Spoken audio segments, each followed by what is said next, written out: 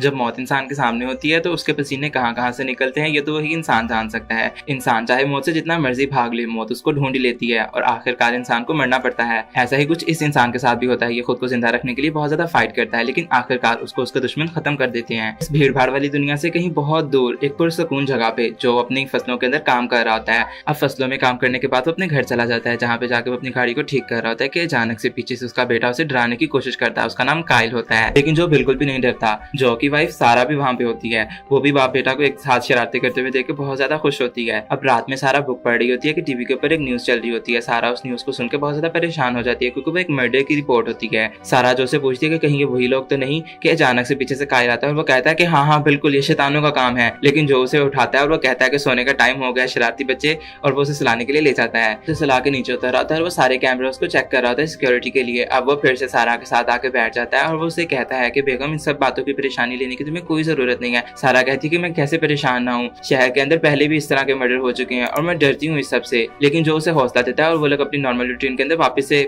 जिंदगी गुजारना शुरू कर देते हैं। एक दिन दोबारा से टीवी पे फिर से वही अजीबोगरीब मर्डर की न्यूज दिखाई जाती है और वो मियाँ बीवी दोबारा से परेशान हो जाते हैं। लेकिन खैर ये सब तो जिंदगी का हिस्सा है। वो लोग फिर से अपनी खुशहाल जिंदगी को बहाल रखते हैं और आज काइल का बर्थडे होता है। वो लोग बहुत इंजॉय करते हैं और जो अपनी फैमिली के लिए गाना भी गाता है। सारा बहुत खुश होती है और वो लोग एक दूसरे को बहुत वार्मली हग करते हैं। अब रात में वो लोग सो रहे होते हैं कि जो पानी पीने के लिए उठता है। सारा उसे रोकने की कोशिश करती है, लेकिन वो कहता है कि बेगम कुछ नहीं होगा, और वो नीचे चला जाता है कि अचानक से वो खिड़कियों के बाहर एक रेड लाइट देखता है और उसके ऊपर अटैक होना स्टार्ट हो जाता है। जो भी कोई कम नहीं होता, वो बहुत ताकतवर होता है। वो एक के बाद एक अटैक का बहुत जबरदस्त तरीके से जवाब दे रहा होता है। जो को अचानक से अपने बेटे की आवाज आती है और वो बिना कुछ सोचे समझे सीढ़ियों की तरफ भागता है। उसके ऊपर अटैक भी होता है, वो जख्मी हो जाता है, लेकिन फिर भी वो सीढ़ियों के ऊपर चढ़ जाता है। जब जो ऊपर पहुंचता है तो उसकी आंखों के सामने सिर्फ और सिर्फ लाल रंग ही होता है, कुछ खून का और कुछ लाइट का। जो पहले ही बहुत ज्यादा जख्मी होता है उसके ऊपर एक बार फिर से अटैक हो जाता है और वो बेचारा अधमरा हो जाता है। वो जमीन पे गिर जाता है और निंजास के बॉस को लगता है कि जो मर गया, और पुलिस के आने की वजह से वो लोग वहाँ से गायब हो जाते हैं और एक हंसता खेलता परिवार इस तरह से खत्म हो जाता है। जो बर्फ खाने के अंदर लेटा हुआ होता है कि अचानक से न जाने किस तरह से उसे होश आ जाता है और उसकी आंखों के सामने वही उसकी खत्म हुई फैमिली का मंजर नजर आ रहा होता है। लेकिन जो क्या ही कर सकता है, इसीलिए वो फिर से बेहोश हो जाता है। अब जब उसकी आंखें खुलती हैं तो उसके सामने नर्सेज होती हैं। वो डॉक्टर को बुलाती हैं और डॉक्टर जो से पूछने की कोशिश करता है कि क्या तुम ठीक हो।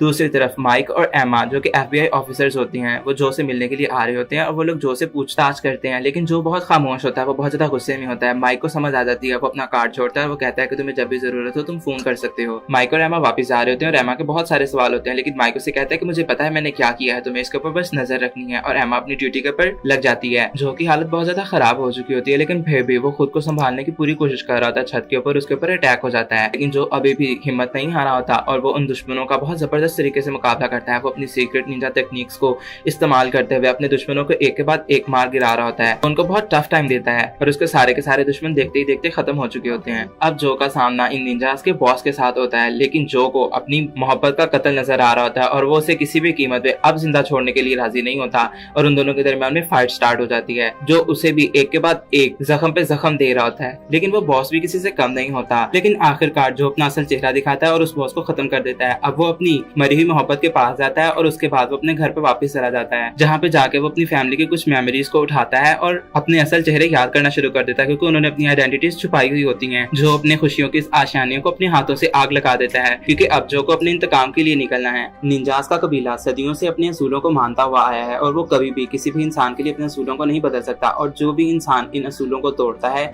उसे इसकी कीमत अदा करनी पड़ती है। एकदम से जो को होश आती है और उसके सामने निंजास का बॉस होता है जो ने उसे बांधा हुआ होता है, लेकिन जो की अपनी भी हालत बहुत ज्यादा खराब होती है और वो जमीन के ऊपर गिर जाता है कि अचानक से कगारी उसके सामने आता है और वो कहता है कि मैंने कभी नहीं सोचा था कि हम जिंदगी में दोबारा भी मिलेंगे। अब कगारी जो का इलाज करना शुरू कर देता है और वो उसे कहता है कि मुझे पता है तुमने अपनी सीक्रेट टेक्निक का इस्तेमाल किया है, लेकिन इसे अब दोबारा मत इस्तेमाल करना, क्योंकि अगली बार ये तुम्हारी जान ले लेगी। लेकिन जो ने अपनी मोहब्बत गवाई होती है और उसे किसी की भी कोई परवाह नहीं होती है। अब कगारी को जो की इसलिए इतनी फिक्र होती है क्योंकि वो दोनों दोस्त होते हैं और वो दोनों निंजास होते हैं। लेकिन खैर कगारी फिर भी जो का इलाज कर देता है। अब जब जो की आंख खुलती है तो कगारी वहाँ पे नहीं होता। जो के पास माइक का कार्ड होता है और वो अपने अंदर एक नए जोश को महसूस कर पा रहा होता है। अब वो दोबारा उस बॉस के पास वापस जाता है और उसे रोज ब रोज अजियत देना स्टार्ट कर देता है। वो बॉस उसे कहता भी है कि तुमने अगर मुझे मारना है तो तुम मुझे एक बार मार क्यों नहीं देते, लेकिन जो का इरादा सिर्फ उसे मारने का नहीं होता, उसे वो तकलीफ भी देने का होता है जो उसने खुद महसूस की होती है। जो उसे तकलीफ का वो मजा चखाना चाह रहा होता है जो कि उसने कभी जिंदगी में महसूस ना किया हो, और आखिरकार जो उस बॉस को जला देता है जिंदा को। कि दूसरी तरफ माइक को उसका सीनियर कहता है कि तुम्हें इस केस से दूर रहना चाहिए, इस केस को हम लोग क्लोज कर रहे हैं, लेकिन माइक रेजिस्ट करता है। वो कहता है कि आखिर इस केस को हम लोग इस तरह से कैसे क्लोज कर सकते हैं, ये तो एक बहुत बड़ा केस है और हमें इसके अंदर बहुत ज्यादा रिसर्च की जरूरत है। लेकिन उसका बॉस उसे बहुत पुरसकून तरीके से खामोश करवा देता है और वो कहता है कि एमा जो कि एक वाहिद गवाह थी वो भी मुकर गई है। अब माइक एमा के पास जाता है तो एमा कहती है कि तुम्ही ने तो मुझे सिखाया था बेवकूफ कि अकल से काम लेना चाहिए, मैंने वही किया है, देखो मैंने थोड़ी सी रिसर्च की है इस केस के ऊपर। वो बताती है कि जो लोगों की आइडेंटिटीज बिल्कुल नकली थी,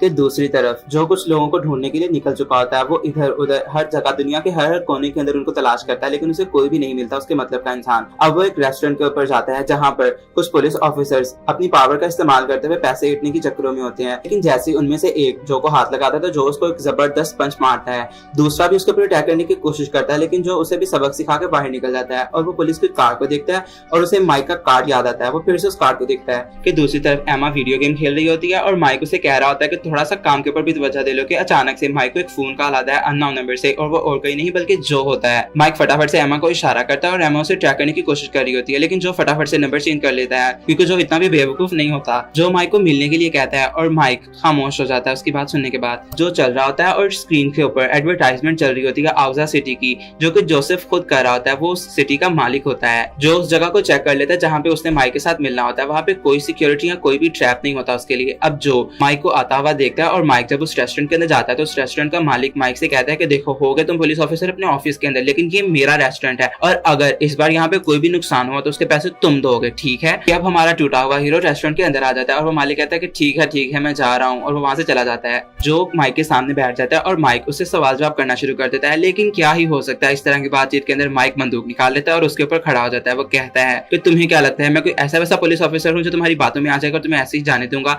कि अचानक से एक डिलीवरी बॉय आता है, वो अपनी डिलीवरी का सामान उठा रहा होता है। माइक उसे इग्नोर करता है और एक बार फिर से एक नया डिलीवरी बॉय आ जाता है, लेकिन इस बार हैरानी की बात तो ये होती है कि डिलीवरी का कोई सामान पड़ा ही नहीं होता और वो डिलीवरी बॉय अटैक करना स्टार्ट कर देता है। लेकिन जो ने कोई कच्ची गोटियां नहीं खेली होती, वो भी उसके अटैक्स को रेजिस्ट करता है और बहुत जबरदस्त तरीके से उसे जवाब देता है। दोनों के दरमियान में एक बहुत जबरदस्त फाइट होती है। माइक की तो आंखें फटी की फटी रह जाती हैं जब वो उन दोनों को लड़ते हुए देख रहा होता है। आखिरकार वो दोनों निंजास होते हैं और जो की पावर्स का तो कोई मुकाबला ही नहीं कर सकता, जो माइक को भी लड़ते हुए बीच में बचा रहा होता है। आखिरकार जो उस दुश्मन को खत्म कर देता है और माइक पूछता है कि आखिर तुम हो कौन, तो जो उसे बताता है कि मैं एक निंजा हूँ और मुझ पे अटैक करने वाले भी ये निंजा ही हैं। माइक कहता है कि मैं इस तरह की बातों पे यकीन नहीं करता था, लेकिन आखिरकार अब उसे जो को देखकर इस बात पे ऊपर यकीन करना ही पड़ता है कि अचानक से उनके ऊपर गोलियों की बारिश होना शुरू हो जाती है। कि अचानक से एक बड़ी गोली पूरे रेस्टोरेंट को खत्म कर देती है। जब माइक उठता है तो वो देखता है कि जो उस दुश्मन के पास हथियार होता है वो तो बहुत तेज होता है और माइक सोचता है कि आखिर इस तरह के हथियार बना कौन रहा होगा, और सामने जोसेफ का कमर्शियल चल रहा होता है। और दूसरी तरफ यामाजी ज़ई के साथ कुछ सीक्रेट बातें कर रहे होते हैं। कि दूसरी तरफ किसी मुल्क का प्रेसिडेंट अपनी जान बचा के भाग रहा होता है, लेकिन आखिरकार मौत से कौन ही बच सकता है और उसका कत्ल हो जाता है, और ये और किसी ने नहीं बल्कि छोटे उस्ताद लिल ने किया होता है। अब लिल यामाजी से मिलता है। यामाजी पहले तो लिल की थोड़ी सी इंसल्ट करता है, ये कहते हुए कि एक तलवार के पास ना तो जुबान होती है ना ही अपनी कोई ख्वाहिश होती है, इसलिए तलवार को अपनी जगह का पता होना चाहिए। तो लिल उसे कहता है कि तुम्हारी ये बातें बहुत पुरानी हो गई हैं, कोई नई बात करो। तो यामाजी से कहता है कि निंजास को खत्म करना इतना आसान नहीं है, लेकिन जो जिस निंजा के साथ तुम्हारा अब सामना होने वाला है वो सबसे खतरनाक है। ये लोग जो के बारे में बात कर रहे होते हैं, लेकिन यामाजी को जो की सीक्रेट टेक्निक के बारे में भी जानना होता है। तो लिल कहता है कि तुम फिक्र नहीं करो, इसका गोश्त तो मैं अपने हाथों से उखाड़ूंगा। वो वहां से जाने वाला होता है कि अचानक से वो पूछता है कि ज़ई का क्या हुआ। ज़ई एक निंजा के साथ फाइट कर रहा होता है और वो निंजा अपनी टेक्निक के अंदर मास्टर होता है। उसे पूरा यकीन होता है कि वो ज़ई को खत्म कर देगा, लेकिन ज़ई एक दरिंदा होता है और वो उस निंजा को बहुत बुरी तरीके से खत्म कर देता है। और लिल यामाजी से कहता है कि मैं समझ गया, तुम अपने हथियार को इतनी आसानी से सबके सामने नहीं निकालोगे। कि दूसरी तरफ माइक एक पुलिस ऑफिसर की मदद से इंफॉर्मेशन निकालने की कोशिश कर रहा होता है, लेकिन वो पुलिस ऑफिसर बहुत बेगैरत होता है, वो भी बिक चुका होता है। वो कोई इन्फॉर्मेशन नहीं दे रहा होता कि पीछे से माइक का सीनियर आ जाता है और वो माइक को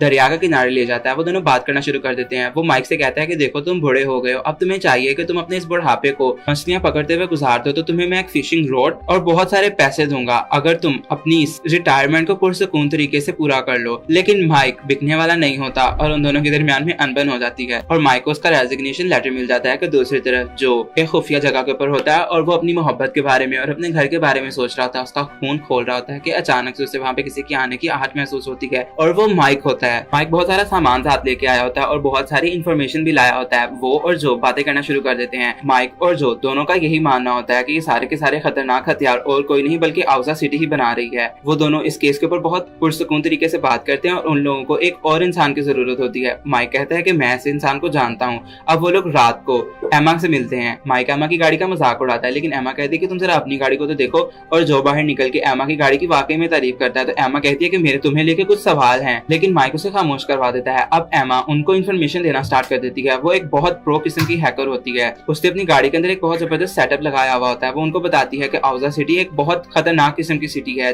जो पूरी दुनिया के अंदर अपने प्रोडक्ट्स को सेल करती है और सारी दुनिया इस वक्त उनकी मोहताज है। और जो भी कंट्री उनके प्रोडक्ट्स को खरीदने से मना कर देती है तो उनके प्रेसिडेंट की एक मिस्टीरियस वे के अंदर डेथ हो जाती है, जो कि रिसेंटली एक प्रेसिडेंट की डेथ भी हुई होती है। कि दूसरी तरफ जोसेफ अपनी टीम के साथ अपने नए प्रोडक्ट्स के ऊपर काम कर रहा था और वो बहुत खुश होता है क्योंकि उसके प्रोडक्ट्स बिल्कुल ठीक तरीके से वर्क कर रहे होते हैं। अब वो अपने कमरे के अंदर जाता है तो यामाजी पहले से उसका इंतजार कर रहा होता है। वो दोनों बैठ जाते हैं और बातें करना शुरू कर देते हैं। यामाजी कहता है कि तुमने अभी ये जो हरकत की है जो के ऊपर अटैक वाली, इसको तुम्हें खत्म करना होगा। अगर तुमने दोबारा ऐसी कोई हरकत की तो मैं तुम्हें छोड़ूंगा नहीं। जोसेफ उसे कहता है कि देखो हम दोनों पार्टनर्स हैं और तुम मेरे पे इस तरह से नहीं झाड़ सकते अपना गुस्सा। दूसरी तरफ एमा जो लोगों को भी औजा सिटी का सेंटर दिखाती है और वो कहती है कि इसके अंदर जाना इतना आसान नहीं है कि अचानक से जो माइक को धक्का दे देता है क्योंकि उनके ऊपर अटैक हो चुका होता है। अब वो लोग अपनी जान बचा के वहां से भागने की कोशिश भी करते हैं, लेकिन वो अटैकर बहुत पावरफुल होता है। एमा और माइक की हालत खराब होती है, लेकिन जो बाहर निकलकर उस अटैकर के साथ फाइट करना शुरू कर देता है। जो भी क्योंकि एक निंजा होता है और वो अपनी स्पेशल टेक्निक्स का इस्तेमाल कर रहा होता है, इसीलिए वो उस निंजा को हरा देता है और उसके ऊपर लगा हुआ कैमरा उखाड़ लेता है और लिल उस कैमरे के अंदर से जो को देख पा रहा होता है और उसके चेहरे के ऊपर एक शैतानी हंसी होती है। अब जो माइक और एमा को देख रहा होता है जिनको एम्बुलेंस वाले लेके जा रहे होते हैं कि अचानक से उसे एक फोन आता है और कॉलर उसका नाम लेता है, जो हैरान रह जाता है। कहानी में आगे क्या होगा ये जानने के लिए चैनल को सब्सक्राइब कर दें और वीडियो को लाइक कर दें।